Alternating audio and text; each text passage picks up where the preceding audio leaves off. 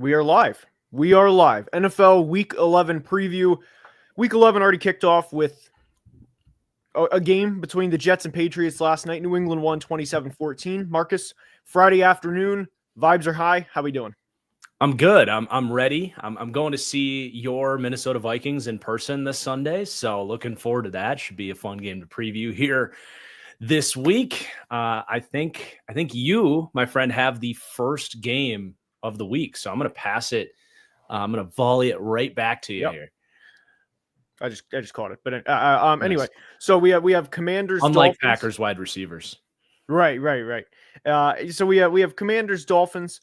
It's the first ever game in Spain, and the Dolphins, I want to say, are 6-point favorites, 6.5 point favorites. But there's a lot going into this game. Marcus Mariota obviously starting for the Washington Commanders. The Commanders are 29th. And 2.5 point favorites. Disregard that. The Commanders are 29th in defensive DVOA. Miami's 30th in defensive DVOA. Washington, very quietly, maybe not quietly to Commanders fans, but they've lost 5 in a row. They're allowing an average of 35.8 points per game during the span. It was announced this week that Dan Quinn was going to be taking over play calling this week defensively. Deron Payne is also suspended for a punch he threw last week to Amon-Ra St. Brown. This is obviously, we know this, but it is a very unhealthy team. Now, for the Dolphins, I would argue that this is a must win, and here's why. There will be a reference to the wonderful 6-7 here in a second, but the Dolphins right now are 3-7. They obviously had a tremendous win last week against the Bills. A 17-point win, and by the way, last week I said over-under 50 for the Dolphins. Bills, not sure why it was that high. Loved it, and it was 43 points anyway. So this week, call. Thank you. They play the Commanders this week. Very winnable. Can be 4-7 entering their Week 12 bye. After their Week 12 bye, they play home against the Saints. I know Tyler Shuck looked good last week. We'll see how that plays out, but that's a winnable game for both sides. But for the Dolphins' sake here, we'll say it's winnable to improve to 5-7. And then they play at the Jets, who... not a great team. The Dolphins can easily win that, and they can enter the Week 15 Monday night game against the Pittsburgh Steelers with a 6-7 record. So it has to start this week. It technically started last week with the win against the Bills, but there's a very real scenario where the Dolphins, string off 4 in a row from being a 2-7 team to being a 6-7 team with, being in the hunt graphics and with something to play for in the final 4 games of the year. Now, from weeks 15 through 18, they play at Pittsburgh, home against Cincinnati, with presumable healthy Joe Burrow then, because Joe Burrow is expected to come back against Baltimore on Thanksgiving, and then the Bucs and the Patriots. So, we got to get there first, but just saying the path is there. And then Devon Achane over the last 5 games, 4 rushing touchdowns in this span. Get him going. I think Miami wins this game. I trust Miami's offense to be able to, as simple as this is, put up more points than the Commanders' offense led by Marcus Mariota at this point in his career. I think Miami wins. I think it'll be relatively close. Give me the Fish 24-17. Yeah, I like it. I think Miami's been showing a lot of life. This Commanders defense, I've been referring to them as just target practice as of late, and I don't know how that changes with yet another player out, as you mentioned, off the rip there with Deron Payne. I think getting these linebackers in space is going to be a problem. Bobby Wagner chasing down Devon Achane towards the sideline. Don't really love that for the Commanders. Just can't really move the way he once did. So I agree. I think Miami gets this. And I said it this week, and I think a win this week would cement it even further. I am officially on team don't fire Mike McDaniel this year. I think the team has shown some pretty good fight, and the run defense has actually been much better than they get credit for this year. That was a big reason why they were able to upset the Bills last week. Jordan Brooks been flying around, making plays. So especially if they win this game, come back international, like you said, schedule shows some opportunities. I think with Chris Grier out of the way, I'm ready to at least see one more year of Mike McDaniel here. Now, I was going to go to Panthers Falcons next, but the talented Gene Dangus Bengal is in the chat here. Is he really? And yeah. And he's here to talk some crap about our teams being in the bottom of the division. So what better way to transition this for you, Gene, than to talk about the Packers at your New York Giants? who last I checked are also in last place in the division. But I do think the Packers bounce back this week. Call me a homer if you want. I did pick the Eagles to beat the Packers last week, just saying. But really thinking about what has been wrong with the Packers, and let me flip the graphic here real quick. I'm going to look at your chat to see what Bengals running his chops about. Yeah, running it real loud. But he says Jeff Hafley, next Giants head coach, just maybe. But I've been thinking a lot about what has really been wrong with the Packers offense. And there's a lot of different things. We could get into it in depth if you want to, but I think at the top of their issues, it's been something Dan Orlovsky tweeted about. He said the Packers are 25th in first down rushing success rate and 26th in first down rushing yards per attempt. And last year, I think Matt LaFleur had a lot of first down rushing success. The offense really ran through Josh Jacobs. He's tried to do the same thing this year, and that's been LaFleur's thing, is kind of that Shanahan style run to set up the play action, marry the run and the pass, all that kind of stuff. There has not been any real adjustments from LaFleur with the run game really not working.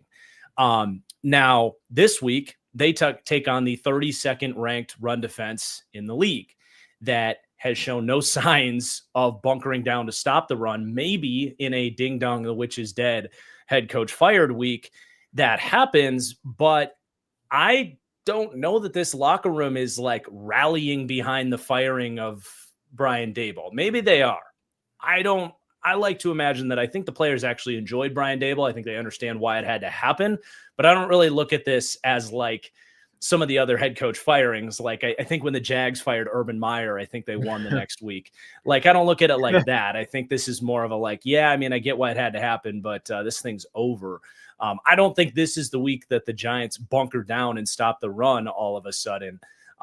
So I do think, I don't know that this is going to be a get right game for the Packers necessarily. I think they have a lot of other issues, but I do think they can have more early down rushing success, keep Jordan Love in some more like, or keep him out of these third and pass situations. Like the last few weeks, it's been every single drive they end up in a challenging 3rd and 8. And it's hard to live in that world consistently. So I do think the Packers has a bounce back week offensively, should be able to get some of these receivers back out there. I think Dobbs should be good to go. Looks like Golden's going to be out there. That was a big issue against the Eagles last week, as they were down to their 4th, 5th receivers. I mean, Bo Melton had to come back into the offense last week. He had some bad moments. They should have some pass catchers out there to help. And I do think Green Bay too, like the more practice time and the more time LaFleur has to watch the tape and make adjustments after the Tucker Kraft injury, I think this offense can at least make some adjustments and settle back down. So I'm predicting a bounce back week for the Packers. They are the graphic says 7.5. I've seen it from anywhere from 6 to 7.5. That was not an intentional 6-7. But I like the Packers to cover this week in a bounce back week. I really do. I mean, I hope you're wrong, respectfully. It'd be very beneficial. It would feed a lot of families if you were wrong in that one. My family in particular. But anyway, no, I'm with you though. I do think the Packers are too talented to not bounce out of this. And it was Monday night was obviously a very frustrating game for Green Bay. And I will say this on behalf of another NFC North fan base, seeing all of our fan bases, the NFC North on Twitter regularly, I think it is either our division, maybe the NFC East. The NFC East definitely gives it a run for the money, but I really think that we are probably the most collective, dramatic division fan base in football, just with immediate like, oh my gosh, LaFleur needs fired. LaFleur's on the hot seat. Yeah. Let's, and I've been critical of KOC this year. Don't get me wrong, but KOC should not be fired. Matt LaFleur should not be fired. There's going to be hiccups throughout the year.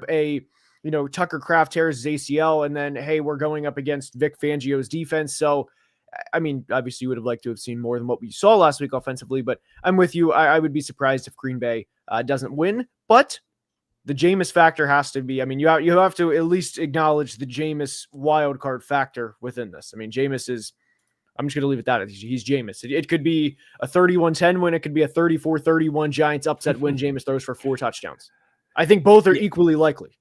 The other note I had is that the Packers defense, they've been great as of late, by the way. But when they have shown their weaknesses, it's been receivers making tough catches down the field, and it's been against Marvin Harrison. It's been against T. Higgins and Jamar Chase. It's been last week, Devontae Smith made like the only play that the Eagles got all day. Who on the Giants is making that play? I mean, Darius Slayton had a wonderful one-hander last week after a 3-week stretch of not being able to catch anything. I don't know who on the Giants is going to help out Jameis Winston, given his play style. Right. I think you're going to get some pretty sloppy moments, and a hungry Packers defense might be able to win this one, on their own with a defensive touchdown, just to combat that a little bit. Okay, very fair. So, and by the way, I do think Packers win. I want Jameis. I will say that Jameis playing well is fun. And like last year, the snow game in Cleveland, whenever he's pregame, like, I'm just excited to play this football game that we have ahead of us in Cleveland, Ohio at whatever, like First Energy Bank Stadium. I'm excited. Like, those are electric moments. But yeah, I mean, I again think the Packers are going to win. So let's go down to Duval, Chargers, Jags. One of the biggest games. I mean, this is a huge game for each team, which is kind of an understatement. By the way, quickly, if you guys are enjoying, please like the stream. Please like Mark's stream. Helps tremendously. But with this game, I have must win for the Chargers ? And the reason that I have a question mark around this is because right now the Chargers are 7-3. They're obviously in a really good position. All signs point to the fact that they're probably going to get 10 wins. 10 wins probably gets you into the big dance. But within the Chargers' schedule here, they have a bye week next week. It'd be wonderful for them to win 4 in a row heading into their bye, to be 8-3 heading into that bye. Then they have the Raiders, which they can definitely win. But after that, the Eagles, at the Chiefs, at the Cowboys, home against the Texans, at the Broncos, which is a hell of a 5-game end. I mean, that's a playoff schedule and then some before the playoffs even start. So I would argue that this is kind of a must-win game for the Chargers because Philly, KC, say what you want about Dallas, they're still a good offense. And then Houston and then Denver, that's a brutal stretch right there. So that's why I have must-win for the Chargers. And then Denver's also down a few starters against Kansas City this week. So the opportunity for LA is there to, take back the AFC West, take the lead of the AFC West. So that's also kind of an incentive for the Chargers. The Chargers also have 5 straight games of 24 plus points. And it's also potentially their last game without Omarion Hampton. His earliest return is week 13. So a lot of things are trending in the right direction for the Jags, especially if they win this game. Now, for the Jags... The Chargers. What did I say? You misspoke. I'm just for the audio. Yeah. Oh, sorry. Yeah, I mean, I had Jags in my mind. It happens. Anyway, for the Jags, they've lost 3 of their last 4. Last week, horrendous fourth quarter. Not just because they blew the lead. I mean, obviously that stinks, but they were outscored 26-0. I would argue, I don't know if you saw this play on the Davis Mills big 14-yard touchdown run. Did you see Josh Hines-Allen and Devin Lloyd on the play? No, not specifically. No. I mean, Devin Lloyd was in coverage and then he saw Davis Mills, like he turned around and Davis Mills was like at the 5 or 6 yard line. And he kind of he lollygagged it over there. Josh Hines-Allen, it was kind of like once he was by him, it was kind of like, oh, all right, hopefully somebody else gets him. I mean, that speaks volumes. And this is not a good situation for the Jags to be in. If they drop to 5-5, then I'm going to say they're done. They're not going to get into the postseason if they lose this game. I have another point for this game. Who are the Jags? I also have that you have to rebound after last week's collapse. And also within that collapse last week, after they were up 29-10, the offensive line allowed a 100% pressure rate against the Texans. Now we know the Texans have, Danielle Hunter and Will Anderson, very good pass rush, but did you say 100%? Yes. After they were up 29-10, they had, it was only like 6 or 7 dropbacks. Sorry, not many dropbacks after that, but it was the fact of, it was literally a 100% pressure rate allowed. So all of this being said, I'm going to be honest. I trust Jim Harbaugh and Justin Herbert a lot more than and of course Jesse Minter a lot more than I trust Liam Cohen's unit, which at times this year has been very turnover dependent. I have a lot of questions about Trevor Lawrence for that matter too. I think Chargers win, and I think they also cover the spread. I said the over/under / spread that I liked last week the most was Bills Dolphins under 50. I like Chargers 2.5 this week a lot. Yeah, I think I'm with you on that. I'm surprised the spread's not bigger, to be honest. Especially, I mean, the Chargers play that kind of top-down zone style. They just kind of wait for you to make a mistake. And what passing game has been 10 plays away from making a critical mistake through the air than the Jags? Is Brian Thomas playing this week? I didn't see anything about him not playing. So, yeah, it's definitely leans Chargers for me. I was impressed by how the Chargers offensive line held up last week, relatively speaking, against Pittsburgh. Another big test against a pair of good edge rushers for the Jags. I mean, that's going to be the Jags' pathway to winning this game is winning that matchup with their D-line against the Chargers. I think there's a path for them to do that here at home, really with their season on the line. Kind of feels a little bit like a trap game of sorts, because big win for the Chargers last week, sloppy loss. So I think I would stay away from this one on the spread, but definitely lean Chargers. But I will pick the Chargers with you on that one. All right. Let's go to Carolina at Atlanta, a rematch of earlier in the year where the Falcons found a way to get like their only blowout win in like 4 years in this game. Now they're going to be going down the road to Atlanta this time around. This one, to me, I know we want to focus on these two quarterbacks and talk about their futures and all that stuff. I'm not really going to go there this week. For me, it's all about who's going to be able to run the ball in this game. Two teams that want to run the ball. The Panthers are 9th in rushing DVOA offensively, going against a Falcons run defense that has really struggled in recent weeks, but they're down to 27th in run defense this year. Pretty close, but closer on the other side of things. Atlanta is 13th in rushing offense against the Panthers' 20th ranked run defense. That's been much more up and down this season. They've had some really impressive weeks against the run.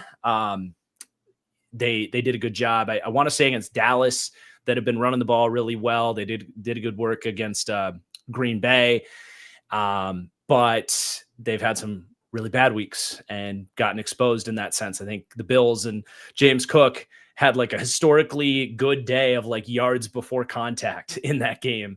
So, who are the Panthers defense in this one with, a season that is getting away from them after a loss against the Saints. And then for Atlanta, they've played tough the last couple of weeks. Obviously, you got to see them bounce back in a game where they embarrassed themselves against this team earlier in the year.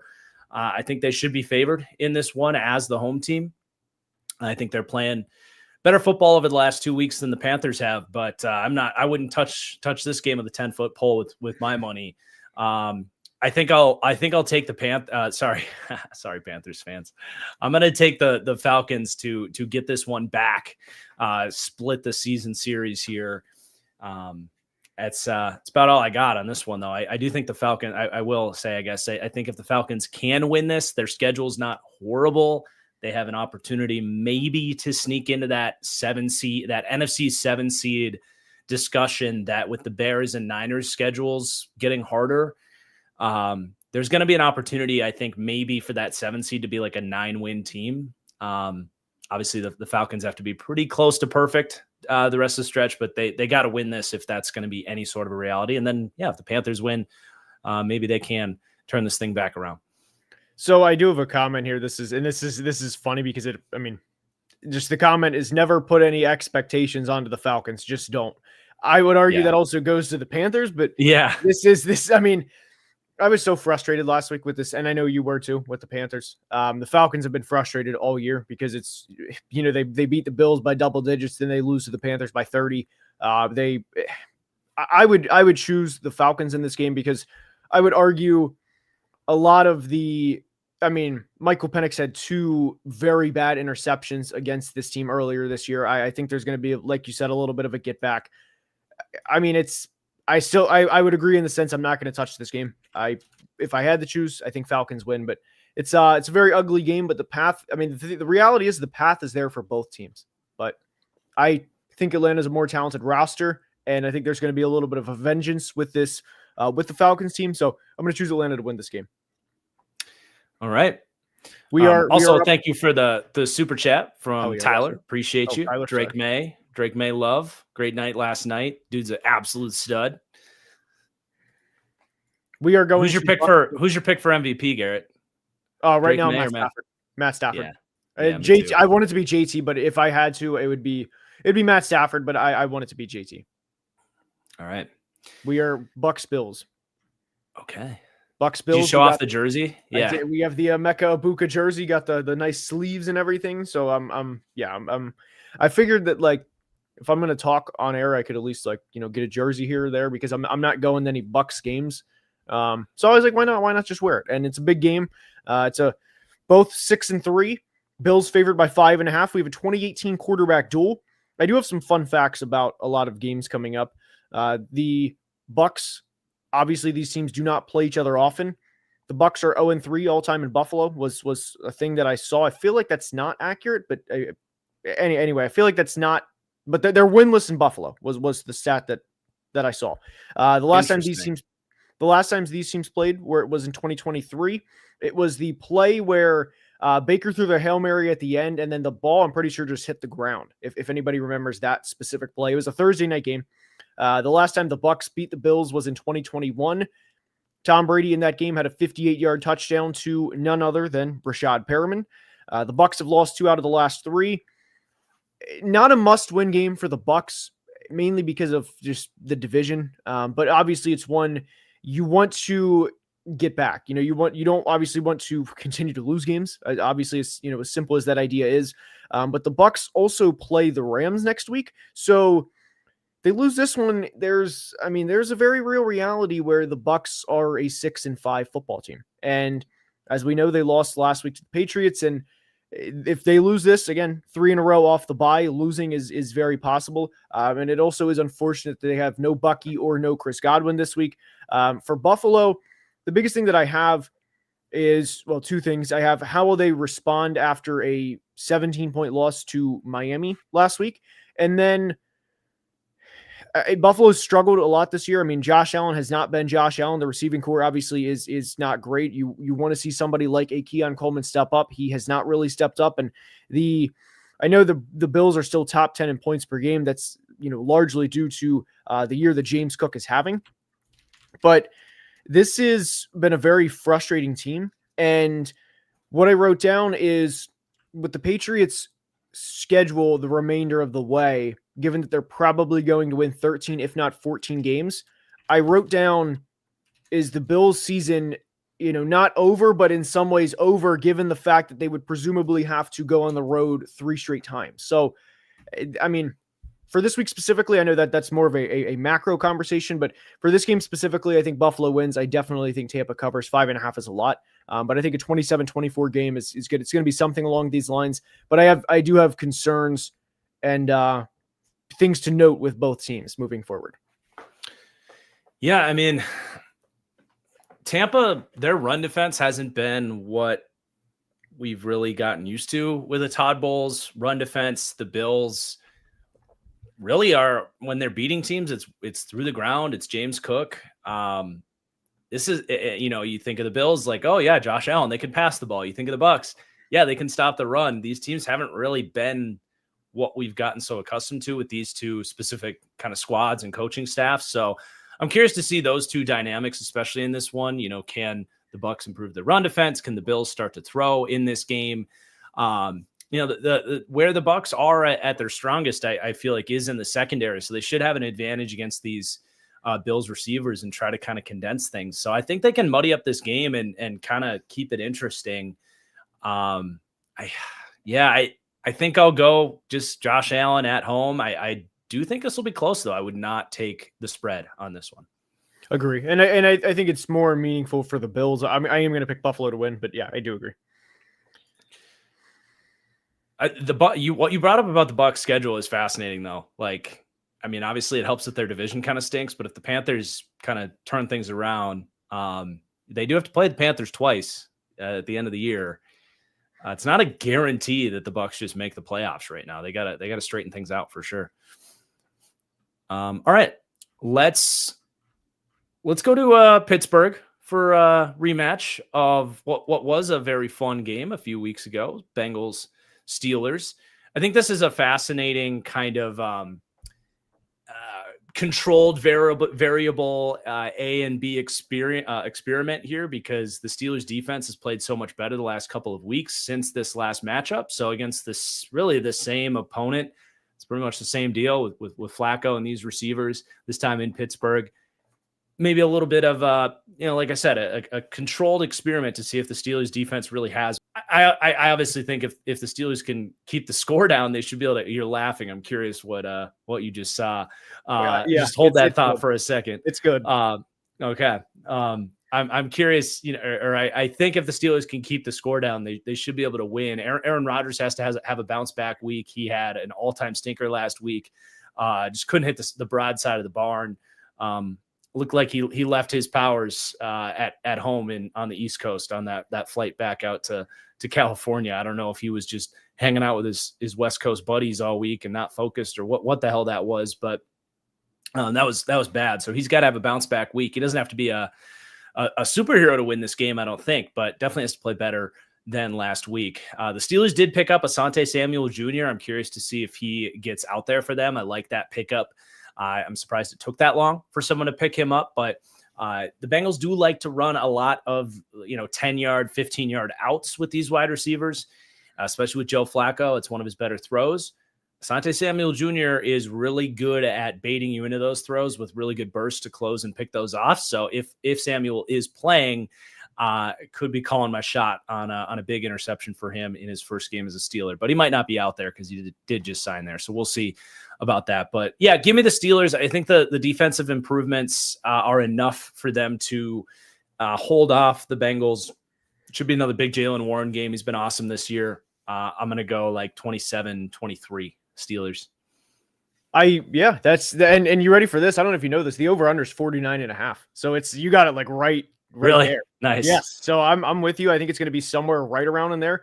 And I know Steelers fans, and I do have a super chat here from Mike, which I very much appreciate. And we're going to bring this up, but he asks, if the Steelers miss the playoffs, does Tomlin get fired? Very sick of his conservative coaching. No coaching tree, has to be the smartest dude in the room, and that is his downfall. We'll address that in a minute. But no, I think going back to that game that we had a couple of weeks ago, that I said even on that Thursday night that was a must-win game for the Steelers because of where the Steelers are now and where the Ravens are now. I do think the Steelers are going to, kind of get theirs back, if you will. But the reality is with the Steelers is, I don't think that Mike Tomlin would get fired even if they miss the playoffs, because you can still very much argue, and Mike Tomlin, like, the argument for him would be, hey, we had Aaron Rodgers this year. It wasn't ideal. And, we still won 9 games, or we still, I don't think they're going to go 8-9, but we still won 9 games. And we still had a winning record, and we haven't had a losing record. So I think they would keep him around. Curious where you think on that, Marcus, but the comment that I was laughing at, this is an incredible username, Cat Richard Bojangles. This is referring to last week when you had the sprinkler right outside the window. Oh, he said that people thought that you had the farts, if you will. He said, glad to see Marcus's belly isn't upset this week. Oh, that was the comment. So, hey, this is not the type of lore that I want to be established on this show. Great comment, though. But anyway, so curious where you stand on the top. I think he might get traded, if anything. I think a team like the Giants or the Titans would fork up a pick for Mike Tomlin. Maybe not a first, but maybe as much as a first. But I think it's possible. But I think you made a great point. If they're a 9-10 win team and they just miss out on the playoffs because they just were other better teams, I think the Steelers probably talked themselves into Tomlin pretty easily. But I do think it's been incrementally building towards that for years. But yeah, he does feel like more of like a Sean Payton legacy coach, that it'd probably be more of a like, we respect you enough to trade you, and we're smart enough to trade you instead of firing you. But it might just be time for a change of scenery. So yeah, we'll see where that goes. I still think Pittsburgh's in a decent position to be a wild card team, but definitely not a guarantee. Agree. And by the way, the Mike did also reply and said that the never had a losing season needs to be retired. I would personally agree with that. I think it's also incredibly overrated because TJ Watt is on the backside of his career now and has never won a playoff game. No slander, just a That's fact. crazy. I'm with you. I'm with Steelers fans that change needs to happen. But anyway, Bears Vikings is up, and at the time we record this, the Bears are the number 6 seed in the NFC. Last week was the first win for Chicago this year in which they didn't force at least 3 turnovers. But it's also worth noting before Jackson Dart left with a concussion, he was carving up the defense. So the defense kind of has to be not so reliable on turnovers, though this is a good matchup for them to get turnovers, which I'll get to in a minute. Caleb has looked awesome when it matters, and the raw numbers, especially last week, were not accurate to how he played. There were a lot of drops, and I want to say in the final 5 minutes of the game, he was something of like 5 for 8 with something like 80 yards, but two of those three incompletions were drops. Olamide Zaccheaus had one, Rome Odunze had one, and the one drop to Odunze was a ball. It was a really good ball. So Caleb is getting better. This is a really good test for Caleb Williams and the Bears offensively. This is a team that Caleb is 0-3 against, and he's definitely struggled at times against the Brian Flores defense. And last year, whenever they went to Minnesota, it was a really bad game for Caleb. So really, I'll be really eager to see how this goes.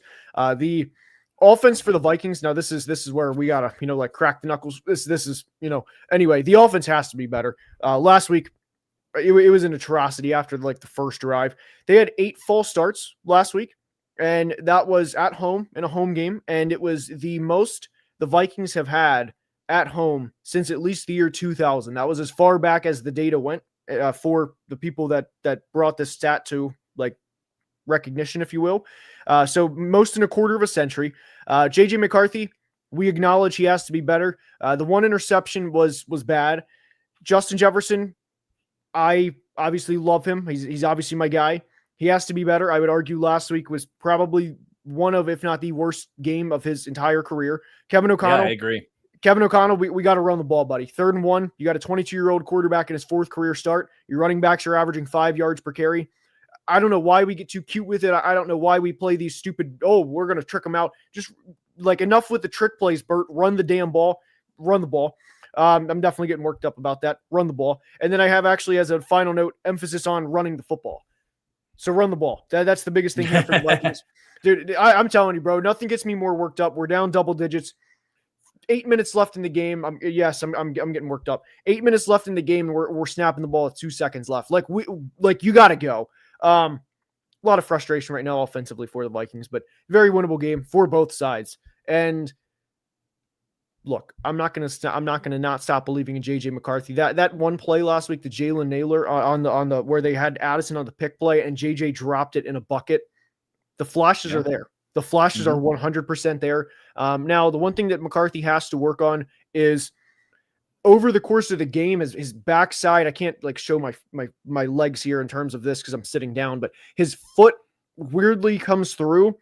And that has to be worked on because his accuracy as the game progresses is bad. And he started out last week like 7 of 9 and finished something like 20 of 42. By the way, Kevin O'Connell don't throw the ball 42 times with the quarterback in his 4th career start. Anyway, run the ball. But that does have to be worked on over the course of the game. I do trust the Vikings defense to make a couple of plays. I also think that the turnovers will gradually go down as the season goes on. I don't think JJ is going to average 2 interceptions per game for the entirety of his career. So I'm going Minnesota to get back to 5-5. I don't think it's crazy. I think the winner of this game has hope for the 7 seed in the NFC. Bears fans are like, what are you talking about? We'll be 6-4 if we lose this game. Okay. Well, you got coming up Steelers, Eagles, Packers. You got the Browns in there, but then Packers, Niners, Lions. It is by far the hardest schedule remaining for any team, in my opinion. And I get coming off as a Bears hater by saying this, but it's just my honest opinion and how I look at it. Their season starts this week. They have the softest 6 wins I ever remember. I mean, seriously, breaking it down real quick, they beat the Raiders due to a blocked field goal to take the lead with like 40 seconds left. And yeah, even if the Bears had 30 seconds left after that, it's the Raiders. They were going to lose to the Commanders until they botch a fumble. And the Commanders are not good this year. They beat the Giants on a huge fourth quarter comeback that got Brian Daboll fired, that after they knocked Jackson Dart out of the game. They had that crazy Bengals game. And then the only team that they were able to kneel it out against really was the Bears and the Cowboys in Soldier Field.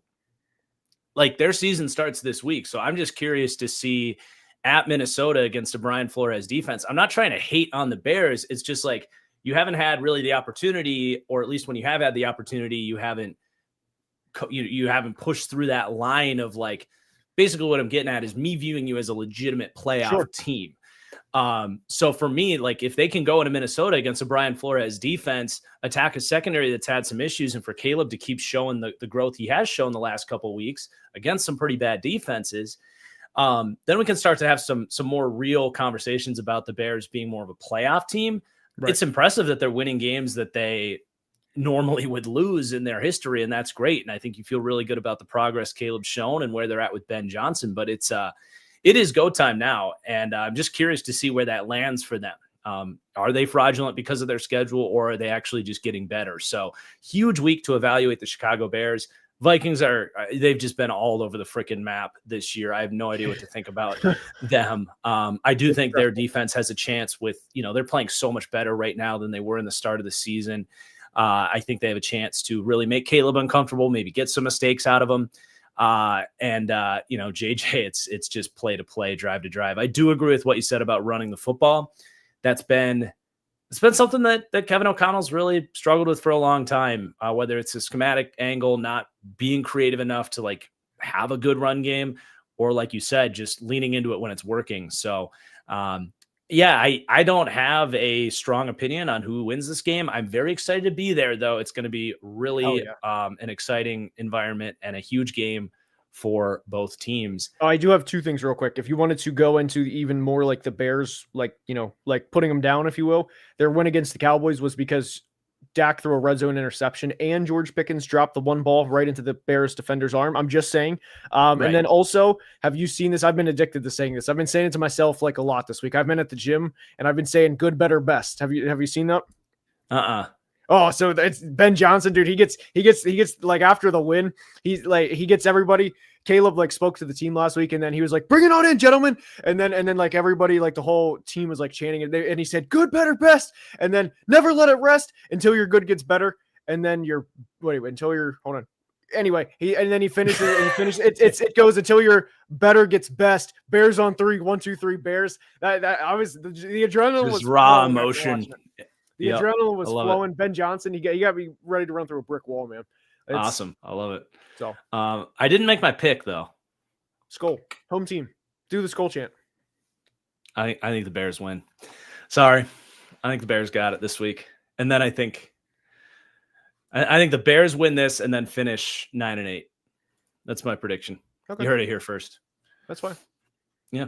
Hey, just doubt us this week, doubt us next week. We'll be ready. Wait for 9. Wait for 9. He's coming in the Lambeau. Dude, I don't need to get all the way back into it.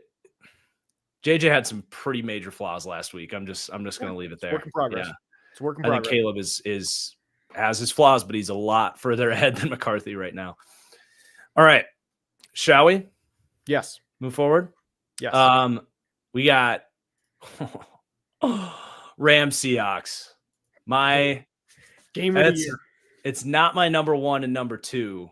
Or is it? I can't remember what I had in the power rankings at number 2. It might be my number 1 and number. I think it is, actually, now that I say that. What a game, man. And what a year these teams have had. I mean, the Seahawks obviously have been like the surprise team of the year. I've spent a lot of time the last 2 weeks talking about everything going on with them. And then the Rams have just kind of quietly, I feel like, evolved into a much more dangerous version of even what they were last year. I think defensively, they've taken yet another step with their run defense being so much better this year. Some additions like Poona Ford and Nate Landman and a bunch of guys stepping up. They've been so much more lethal in terms of forcing teams to get into third and pass situations where we know this D-line can get after it. And Chris Shula is schooling teams. We'll stick with my misspeak there. But offensively with the Rams, the heavy personnel stuff that they've brought to the table this year. We've seen McVay add a whole new wrinkle to this offense that is just leading to these exhausting drives, 15 play, 8-minute drives. Like the last 3 or 4 weeks, we've seen this, especially. I think Matthew Stafford, we talked about it earlier, is playing the quarterback position better than anybody in the league right now. He's nailing deep shots. He still has the arm talent, but he's playing better than he ever has as kind of a Tom Brady-esque figure, getting the ball out quick, annoying teams with these long drives on top of some hole shots and some deep shots in there. So just an absolute superpower matchup. One thing I'm really excited to see as a football nerd here, one of the larger narratives, I know I've talked about it, a lot of people have talked about it, whether it's on broadcasts or other podcasts, is this year a big kind of league trend is the use of heavy personnel, as much as 13 personnel, and passing out of that on early downs. And both these teams have been at the forefront of that, along with like Buffalo and maybe some other teams. But what I'm curious to see is how, and really this is more of a macro league, watch this game to see how maybe you should go about defending heavy personnel, because both these teams do it very differently. The Seahawks come out against heavy personnel 80% of the time. They actually stay in nickel defense, and they're able to do that because they have a Nicky Manwari, who's a hybrid safety slot corner. Their nickel base, because of how they've built their defense, is half base, half nickel.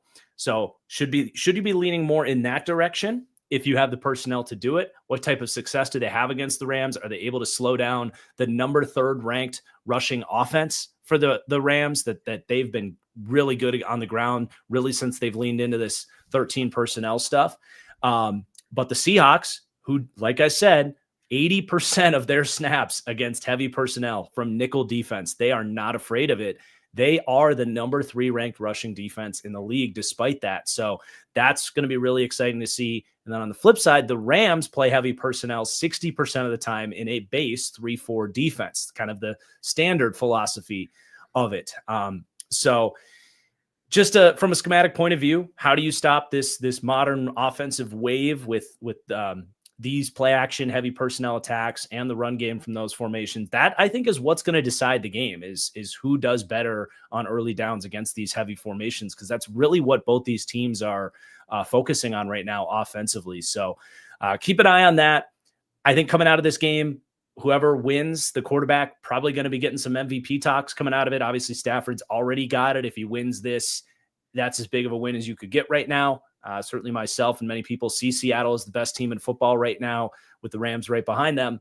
If Sam Darnold can check another box and get this big win, why shouldn't he be in the MVP talks? He's been playing as good as anybody too. So just an absolute thrilling game. I have been thinking about this game a lot this week, and all the stuff I broke down with the matchups, it's super fascinating.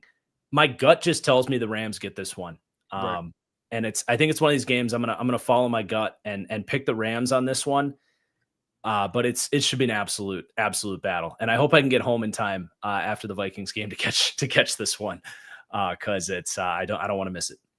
No, it's going to be the meme absolute cinema with the hands like this. This is. I mean, we have. I mean, just talk about a day of football, dude. We have Bucks Bills as like an appetizer, and then we have Seahawks Rams, and then we have Lions Eagles on Sunday night. I mean, you talk about just an all around, like, I used to pray for times like this meme. This Sunday is one of those days. I can't wait for it. But this is also a huge test for Sam Darnold, because this was the team last year where, I mean, you were very much seeing ghosts. Sam Darnold was sacked 9 times in that Rams playoff game, and it was everybody wants to attribute it to the Vikings offensive line, but Darnold was not good in that game either. And I'm very eager to see how Sam rebounds, obviously rooting for Sam. But I do think right now the Rams offense and Stafford are on another level. But this is going to be one of the best games of the year. And the 13 personnel usage, I love that point that you made. And it's one thing that McVay is doing. And when you talk about best on best, McVay versus McDonald, this is one that I can't wait to watch live, and then again go back and watch the tape Monday morning and break it all down. This is going to be one heck of a game. I think I would take Seahawks spread. I think it'll be a 3-point final, but I am going to go with the Rams to win. All right. Sorry, Seahawks fans. Although maybe congrats, Seahawks fans, because that with us both picking the Right. Rams. That Yeah. means, The reverse. you guys win the game. All right. Another NFC West clash, 49ers Cardinals. So this will be like pretty brief here. The 49ers have lost 2 out of the last 3, though I do want to say the 49ers, do not count them out. I think that there's right now, even as injured as they are, no Nick Bosa, no Fred Warner, no Micah Williams, a lot of guys down, and Brock Purdy's back, by the way. That was one thing that I did see, Brock Purdy back. I think the 49ers, book it right now, November 14th, the 49ers make the playoffs. The 49ers, I think they'll win this game. They would improve to 7-4. They play the Panthers next week. Could very easily be 8-4. They have struggled in the past at Cleveland. That could be 9-4. And then they enter their week 14 bye with a 9-4 record. They come off their week 14 bye and play the Titans, which would be 10-4. At the Colts, tough. Home against the Bears in week 17 on Sunday night. Very easily could win that. That would be 11 wins right there. And then Seattle in week 18. Maybe Seattle doesn't have anything to play for. That's a stretch. That last part's a stretch. But the 49ers getting to 10 or 11 wins is not a stretch. It has to start this week. Brock Purdy's back. That's obviously, your franchise quarterback is back. That has to be noted. The one big concern that I have with the 49ers, undoubtedly, zero pass rush. I don't know if you watched them play last week against the Rams or how much you were paying attention to the 49ers, specifically within Matt Stafford's masterclass last week, but they couldn't generate a pass rush at all. And obviously when you're down your first round pick and a former defensive player of the year, things are going to get difficult, but that's my biggest concern with the Cardinals, though I still think the 49ers have enough talent to win this game, especially when the Cardinals do not have Marvin Harrison Jr. or Zay Jones in this game. So Cardinals' top 3 receiving options are Trey McBride, of course, Michael Wilson, and Greg Dortch. The Cardinals have also quietly put up 20 points in each of their last 6 games, so I feel like that's worth noting.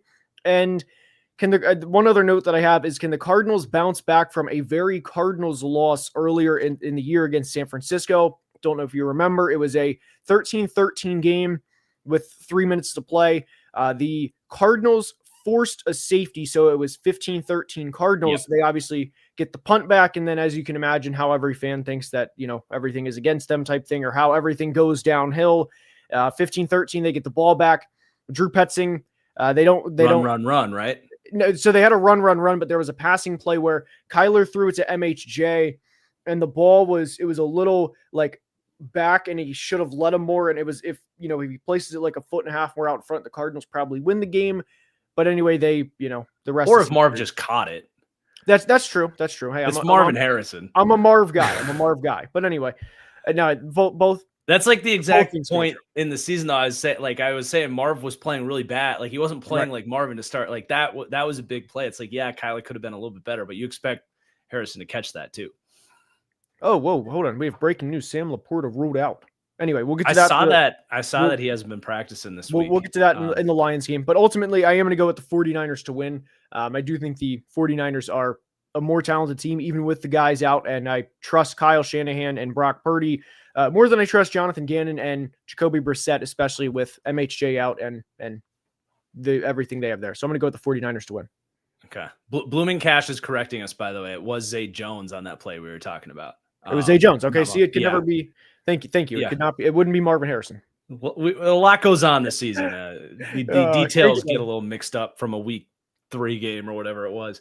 But I think this one's fascinating to me because I like that Brock Purdy's back.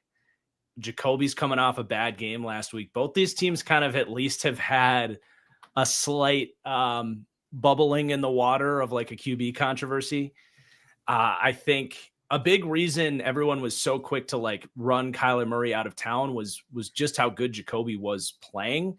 I think that was kind of swept under the rug. I think it went straight to like, yeah, Kyler sucks, he's out of here. It wasn't really giving Jacoby his credit for how well he was playing, if that makes sense. But if he can't sustain at that level, I think the Cardinals are very quickly going to talk themselves back into keeping Kyler Murray, because I don't know necessarily if you're not going forward with Jacoby, if he doesn't play at that level, I don't necessarily know what your solution is there. But because I don't think they're going to be in a position probably to draft a guy this year. I might be getting a little ahead of it there. But anyway, Jacoby should have a huge opportunity to play well in this one against the Niners defense that is just toothless at the moment. Who's I mean Bryce Huff, I guess, is the best defender on the It's Niners. Bryce Huff, Keon White. Bryce Young might be the second Yeah. best defender on this defense. Put him out at cornerback. I don't know. But yeah, it sucks that for Cardinals fans. I mean, the season's already pretty much over, but the fact that Marvin Harrison Jr. gets appendicitis this week, like this is a winnable game for the Cardinals if Marv is able to play, but definitely gets a lot harder without him. So I agree. I think you go Niners. I hope Brock Purdy can play well. I find myself all of a sudden like really pulling for Brock Purdy. I would hate just for his sake if he ended up losing this job to Mac Jones. But it's hard to feel bad for him after he got all that money. But yeah, I think with especially Ricky Pearsall should be back this week too. He looked awesome to start the year. So we're gonna go Niners, but I understand why it's a 2.5 point spread. Arizona, other than that Seahawks game, has been a frisky team, and they're at home here. All right, where are we headed? We are headed to Denver for Chiefs Broncos. Huge game from both sides of things, obviously, in this division. Denver and Broncos fans have been really getting impatient with me. I do my weekly power rankings every Monday, and I haven't moved the Broncos for like a month because they haven't really been playing anybody, and their wins have been hardly getting by against bad teams. It's like, I'm not lowering you. I still love this defense, but Bo Nix obviously has to play better. Here's your opportunity at home. Really a chance to, I think, knock the Chiefs out of the division. It would be very hard for the Chiefs to win this division, especially if the Chargers get a win against the Jags. I think the chances of either Denver or the Chargers outpacing Kansas City would be outstanding here. So I don't know if they can do it, but it is a big opportunity. I think for Kansas City, coming off the bye week, should be pretty motivated. I like their defense in this game, treating it, it feels like the Chiefs when it's a big game, and especially in this case, when you have 2 weeks to prepare against a divisional opponent, when it's a Spags game, when it feels like they're really scheming up the defense, making things hard, catering to what the offense is doing. It sounds silly to say because you'd think they'd be doing that every single week, but it feels like some weeks they're a little bit loose in terms of just being a little more vanilla. Some weeks it's like, no, we're bracketing this guy, we're blitzing this, we know your tendencies. It's a Spags game. It's hard to explain it, but I think people that have watched the Chiefs know what I'm talking about there. I think this will be a Spags game, and I think Bo Nix is really struggling right now. And I could see the Chiefs holding Denver, under 20 points. And I just trust Patrick Mahomes, especially with Patrick Surtain out, to be able to get enough with him playing well this year. I think we're looking at probably a 24-16 type of game for Kansas City. I saw the spread at 4 this morning. The graphics got it at 3.5. It's going to be right in that range. I like Kansas City like in a teaser this week. Get it, like a 7-point teaser. Either they win relatively handily, they win by a field goal, or if Denver wins this one is really what I'm getting at. I think it's a tight win, a 21-20 type of deal where even if you tease this down 7 points, Kansas City maybe still is able to cover that for you because it's a close one. But I'm gonna take the Chiefs and Mahomes to get it this week. I'm with you. No Pat Surtain, no J.K. Dobbins. You're going to need a huge game from Nick Bonito, Zach Allen, the pass rush. I mean, they have to continue. The Jahdae Barron role has been interesting this year. They've kind of had him as a tight end eraser, and I'll be eager to see how that works against Travis Kelce. So that's that will be interesting to pay attention to. But this is, I mean, Broncos fans, you guys know that you've been dealing with this for years, that this is just such the door is just creaked open. And if that door is open at all, the Chiefs 99% of the time seemingly always just they just bust the door right open. This is a perfect chance for them to get back in the division. Perfect chance with multiple players out, including the reigning defensive player of the year. I'm going to go with Kansas City to win. I think it's going to be close, but this is such a Chiefs moment that they can take advantage of, and I think they will take advantage. 24-20 is what I'm going to go with. We should be able to get to see Josh Simmons against Nick Benito in this game, by the way. Really fun matchup. Yes. Excited to see who can win that one. I think that can be a big deal here. And huge thanks to Monty again this week for $20 super chat. Oh, yeah. MVP of the stream right there. Thank you, Monty. He says, penalties, mechanics, and execution have been issues in Denver. Special teams coordinator Darren Rizzi is enemy number one due to putrid special teams. If we lose on a blocked field goal again, he should watch out for his job, I would assume. If Kansas City can unsettle Bo Nix and draw penalties, this could be bad. I do think a blowout scenario is potentially there for Kansas City to win this one, like 31-17. I wouldn't be stunned.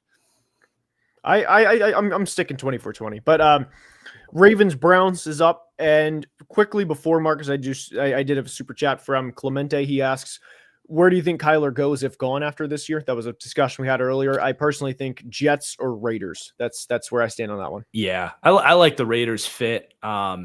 If one team I was thinking about is if my man Tyler Shuck like does plummet in the way that 90% of Twitter thinks, I kind of like that for New Orleans. Instead of drafting a quarterback this year, build up the team.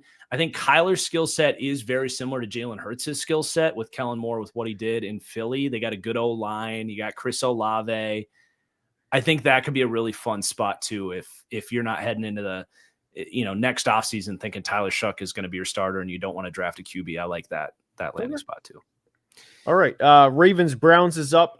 And with this game, I'm going to be honest. I'm surprised that it's a 4 o'clock game. I'll just start off by saying that. But I think this is going to be relatively close within the first half. And then I do expect the Ravens to pull away. The Ravens offense, they put up 27 last week, did not look particularly great within that game. I would argue at any point they had a couple, they took advantage of a couple of turnovers and you have to credit where it's due. I just don't think the offense looked great within that game. But with the Browns, this is going to very much be, can we keep up with a multiple-time league MVP winning quarterback? Can we keep up with a future Hall of Fame running back? And when these teams played earlier this year, it was the Ravens. They forced the Browns into a couple of mistakes. Joe Flacco was quarterback for the Browns at that point, and they had an interception return all the way to the 5-yard line. Within that game, I think Nate Wiggins picked that ball off. And that's pretty much what I expect in this game. I really expect the Ravens to take advantage of a young quarterback, take advantage of a third-round rookie quarterback with a receiving core that is, if we're being completely honest, not very good. And the Ravens secondary, by the way, I know the pass rush has been, the pass rush. It also doesn't help when Nnamdi Madubuike is done for the year. But the trade for Alohi Gilman was incredible. And the secondary right now with Gilman, Marlon Humphrey, and Kyle Hamilton, and Nate Wiggins, and Malachi Starks is even coming into his own in the past couple of weeks. This is a chance for a multi-interception game with Dillon Gabriel, and this also is a chance for the Shedeur crowd to get really loud, especially if Dillon Gabriel, multiple interceptions, they lose by double digits, which is very possible. The reality is the Ravens could have put up 20 points. The Browns could still lose by double digits. And whatever the over-under is, I think I would take the under in this game. But I like Ravens spread. I like the under, and I think it's going to be a lot of Big Ten football, and I'm going to go with Baltimore, something along the lines of 20-10, 23-13, somewhere in there, and I think the Ravens cover. Yep, I'm with you. I had the same notes about Shedeur. Gabriel, just too many missed throws last week. He just looks kind of what you expected, like he is what he is type of deal. So this could be maybe a little Shedeur. I don't know if they'd put him in at halftime, boost the ratings, or build up hype for next week with him playing, or how they'd want to play that necessarily. But I do think we see Shedeur this year unless we see dramatic improvements, and I would be interested. It's more than just it's not just a Tim Tebow situation. Like I actually would be curious if he can play well enough. All that. It's probably a conversation for a different day, honestly. But I think the Browns at the line of scrimmage have a chance to make this game interesting. Just being the home team, I think you can run against Baltimore. I think obviously, the Browns D line can take over any game, but I think you got to go Ravens. I don't see them slipping up this week. Right, and the Ravens are still in that path. That's still they can get Right. to 6-5. They play Cleveland this week, Jets next week. 6-5 is right there. The Ravens, Yeah. I don't see them. I don't. I mean, I'd be surprised, but I think they win. Are we Sunday night now? To keep chronological order, are we Sunday night? Well, I think I messed up in my notes because we have the Titans Texans game. Oh, good call. I had messed up in my notes, forgetting that game existed. I had actually taken notes on Baltimore or Cleveland, but I can take this one off the rip. There's not a ton to say other than I freaking love the Texans on this line. 5.5 points against this offensive line. I hope Cam Ward figures it out at some point, but it's not going to be this week against a hungry Texans team after they pulled off the upset last week. Stroud's back, right? It was just a concussion. He should be. No, Davis Mills. It's Davis Mills again. Fine.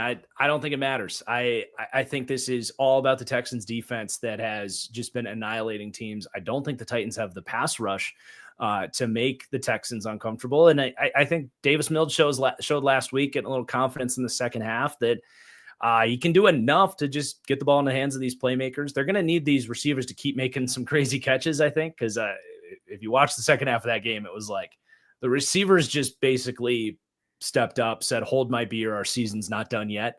And Nico Collins, Jaden Higgins, Dalton Schultz just made crazy catches. So they might need a few of those if you're going to cover this spread. But I don't see Houston, who's putting up a little bit of a hoorah right now to get back into the mix in the AFC. I don't see this being the end of their story here. I think this is a slaughter in Nashville. This is another put me. I mean, I said Chargers, Jags. I like the Chargers. This is another one where it's like 5.5. I'm sorry. I'm taking that against the Titans every time. I'm sorry. I hate to be so critical of the Titans all the time, but I mean, they're not a good team. But anyway, no. I agree with what you're saying. So we have this is a game I'm looking forward to. This is the 6 hour span of Seahawks, Rams, Lions, Eagles. I guess 7 hour from 4 to like 11:30. But this is my just Super Bowl here. This is what I'm looking forward to most. I started off one of the games I'm looking forward to most all year. That was the very first note that I put down. They've played each other once in the playoffs ever. You might remember this one, 1995 wild card round. The Eagles won 58-37. I was surprised when I found that one out. So definitely had to have been a scoregami. But the Lions offense had over 500 yards of offense last week. 7th time since 2022. No other team has more than 4 in that span. Dan Campbell called plays last week, though he said post-game that it was a combination of everybody and that, John Morton did a lot in the play calling last week, but Dan Campbell called plays. They put up 40 points. They put up 500 yards. Take that as you will. Jameson Williams, I put in the notes here, especially with Sam Laporta out. Get JMO the football. This is also a stat that I found out. Now, this dates back to 2022 when they were struggling initially. They finished the year 9-8. But when Jameson Williams has 7 targets, the Lions are 10-2 lifetime. They're 22-8 when he does not have at least 7 targets. So obviously that's a big discrepancy. Within that, the only losses were the very weird game against the Bucs last year where they couldn't get the ball in the end zone. There was like a weird clock management situation at the end of the first half. My point is that game was an anomaly. And then the game against the Chiefs this year.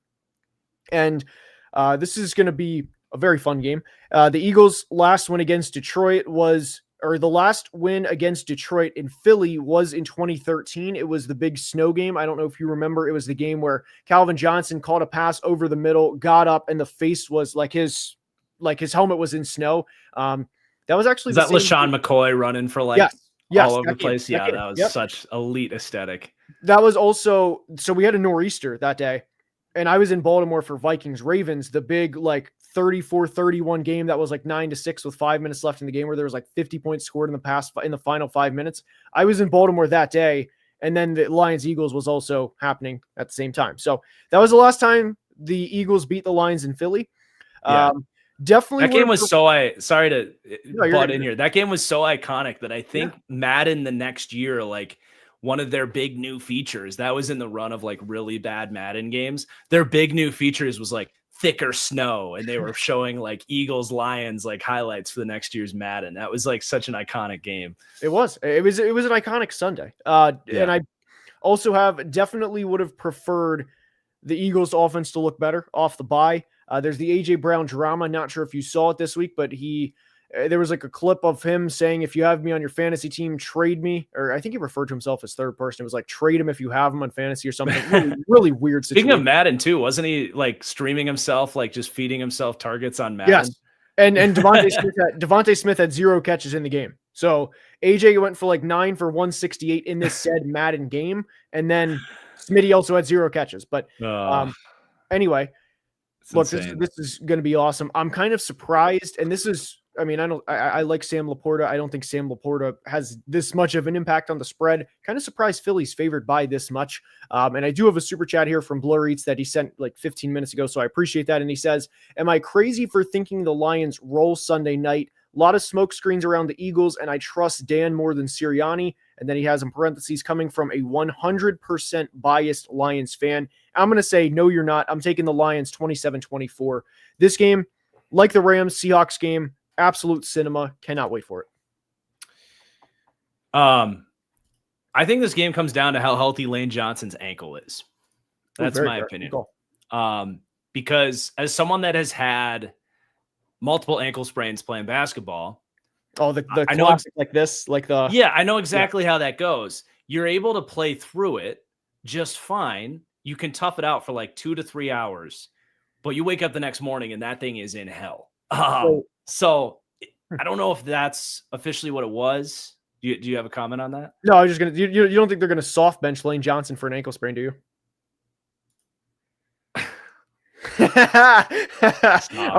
Hashtag soft bench. They might soft bench him. Yeah, Fred Johnson did hold up triple teaming Micah Parsons. They did just fine. But no, in all seriousness, I think if Lane Johnson is healthy, I think the Eagles can have success against a man heavy, or at least a defense that likes to play some man. They'll mix it up a little bit, but I think Jalen Hurts, I like him better against man than his own type of defense that Green Bay ran last week. Just because he can scramble and the reads are a little bit more simplified. It's a little bit more one-on-one, which is kind of how Jalen Hurts likes to play the QB position. But yeah, if it's Fred Johnson against Aiden Hutchinson, I lean more towards the Lions defense. So honestly, that's where I'm looking is he healthy? I think it's such a big deal. He's still one of the best players in football.